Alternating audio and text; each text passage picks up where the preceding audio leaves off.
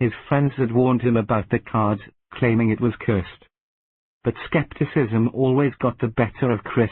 He was more excited about owning such a rare item than worried about baseless superstitions. Once home, Chris placed the card in a protective sleeve and displayed it prominently on his shelf. That night, a strange sensation crept over him. Days turned into weeks, and Chris couldn't I² beta negation beta T shake the feeling that something was off. The forest in the backyard, once a place of childhood adventures, now loomed ominously in the moonlit nights. The whispers continued, growing louder each night. One evening, driven by a combination of curiosity and dread, Chris decided to investigate. The trees seemed to close in around him as he ventured deeper.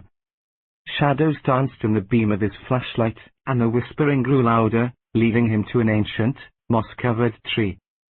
Carved into the tree's I² beta negation beta's trunk was a haunting image, identical to the Brandon character on his card.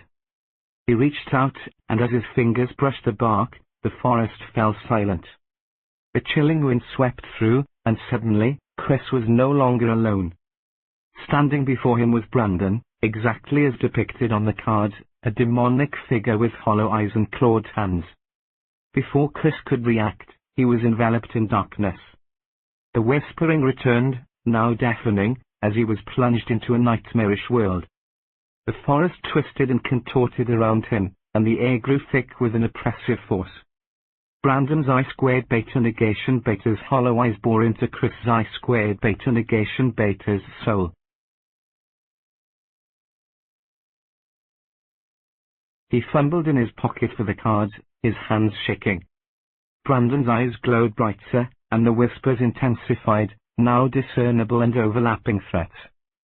Terrified, Chris tore the card in half. In an instant, the oppressive darkness lifted. The forest returned to its familiar tranquility, and Brandon was gone. Chris found himself at the forest's edge, the torn card pieces disintegrating in his hand. Chris's I² beta negation beta's heart pounded as he hurried back home. His room was just as he had left it, but the whispers were gone. He took the remaining cards he had and put them away, hiding them deep within a drawer. The ominous presence that had haunted him disappeared, and for the first time in weeks, he felt a sense of normalcy return. The next morning, Chris met his friends and recounted his harrowing night, leaving out the most terrifying details. They laughed, chalking up his story to an overactive imagination sparked by the haunted card rumor. Chris smiled and shrugged, deciding not to press the issue. From then on, he avoided rare cards in the forest at night.